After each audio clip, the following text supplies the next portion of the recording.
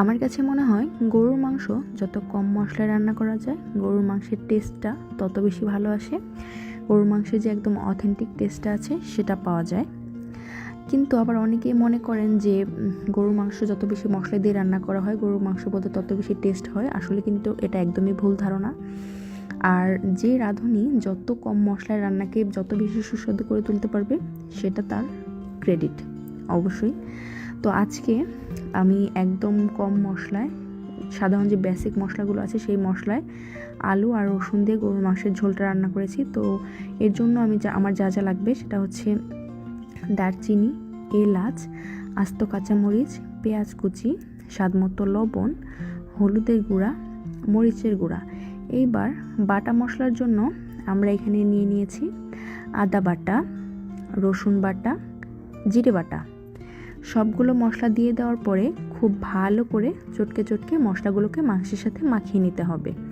আর হ্যাঁ, আগেই বলেছি যেহেতু একদম বেসিক মশলায় মাংসটা রান্না করব, তাই এখানে কিন্তু খুব বেশি মশলা ইউজ করা হয়নি, একদম স্বাভাবিক যে মশলাগুলো সেগুলোই। তো সবগুলো মশলা দিয়ে খুব ভালোভাবে মাংসটা ম্যারিনেট করার পরে 20 থেকে 30 মিনিট এটাকে রেস্টে রেখে দেবো। রেস্টে রাখলে মাংসের ভিতরে মশলাটা একদম প্রপারলি ঢুকবে, এতে মাংসের টেস্টটা আরও বেশি ভালো আসবে। এরপর চুলায় একটি প্যান দিয়ে তাতে তেল দিয়ে তেল গরম হয়ে গেলে তাতে আস্ত জিরে আর তেজপাতা দিয়ে ফোড়ন দিয়ে এরপর ম্যারিনেট করে রাখা মাংসটা তাতে দিয়ে দিতে হবে।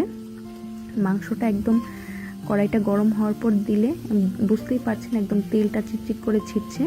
এরকম দিলে মাংসের যে ফ্লেভারটা সেটা অনেক বেশি ভালো আসে আর স্মোকি টাইপের একটা ফ্লেভার আসে যেটা মাংসের টেস্টটাকে আরও বেশি বাড়িয়ে দেয়।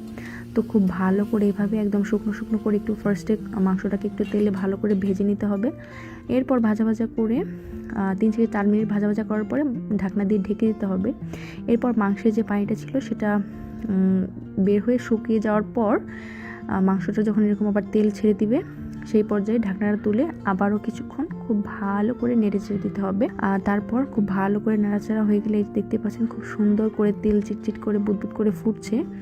এই পর্যায়ে আস্ত যে রসুনগুলো আছে সেগুলো আমরা দিয়ে দেব। এরপর আবারও একটু ভালো করে নেড়েচেড়ে নিতে হবে। আর হ্যাঁ, আপনারা চাইলে রসুনটাকে একদম শুরুতেও অ্যাড করতে পারেন, আবার চাইলে একটু কষানোর পরেও অ্যাড করতে পারেন, সেটা যার যার উইশ, এক একজন একইভাবে অ্যাড করে। তবে একদম শুরুর দিকে দিলে কিন্তু টেস্টটা আরও বেশি ভালো আসে। সেই ক্ষেত্রে একদম জুসি একটা ভাব আসে। আর কেউ যদি আস্ত আস্ত খেতে চান সেই ক্ষেত্রে একটু পরে দিবেন। তো আমরা একটু আস্তে আস্তে খেতে পছন্দ করি, এর জন্য একটু পরে অ্যাড করেছি। এরপর আবার সামান্য পানি অ্যাড করে দিয়ে আবারও কিছুক্ষণের জন্য ঢাকা দিয়ে দিতে হবে। এরপর যখন সেই পানিটা শুকিয়ে যাবে তখন ঢাকনাটা আবার তুলে দিতে হবে। আর এই যে ঢাকনা দেওয়ার যে প্রসেসটা সেটা কিন্তু একদম মিডিয়াম হিটে দিতে হবে, একদম হাই হিটে দেওয়া যাবে না। আর খেয়াল রাখতে হবে যাতে করে মাংসটা নিচে লেগে না যায়, তাহলে কিন্তু আবার একটা পোড়া পোড়া স্মেল আসবে।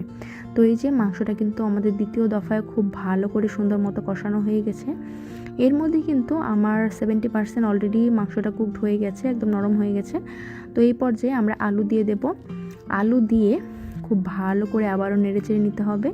আর হ্যাঁ, আলুটা অ্যাড করার ক্ষেত্রে আপনারা যখন ঝোল দিবেন অবশ্যই তার কিছুক্ষণ আগে দিয়ে আলুটা অ্যাড করতে হবে, কারণ বেশি আগে আলু অ্যাড করলে মাংসের যে প্রপার টেস্টটা আছে সেই টেস্টটা একটু নষ্ট হয়ে যায়, প্রপার টেস্টটা পাওয়া যায় না, স্বাদটা একটু অন্যরকম হয়ে যায়। সেক্ষেত্রে আমার মনে হয় যে আলুটা ঝোল দেওয়ার কিছুক্ষণ আগে দিয়ে হালকা একটু নেড়েচেড়ে তারপর ঝোল অ্যাড করে দিলে এটার একটা বেস্ট টেস্ট পাওয়া যায়। এরপর যতটুকু পানি প্রয়োজন সেটা দিয়ে অপেক্ষা করতে হবে। এরপর যখন ঝোলটা ফুটতে আরম্ভ করবে এবং ঝোলটা একদম ঘন ঘন হয়ে যাবে একটু, সেই পর্যায়ে উপর দিয়ে ভাজা জিরের গুঁড়ো ছড়িয়ে দিয়ে খুব ভালো করে নেড়েচেড়ে ঝোলের সাথে ভাজা জিরের গুঁড়ো মিলিয়ে দিতে হবে। এরপর তৈরি হয়ে গেল দুর্দান্ত স্বাদের আলু আর রসুনের গরুর মাংসের ঝোল। এটা পরোটা, খিচুড়ি, পোলাও যে কোনো আইটেমের সাথে একদম পারফেক্টভাবে যাবে।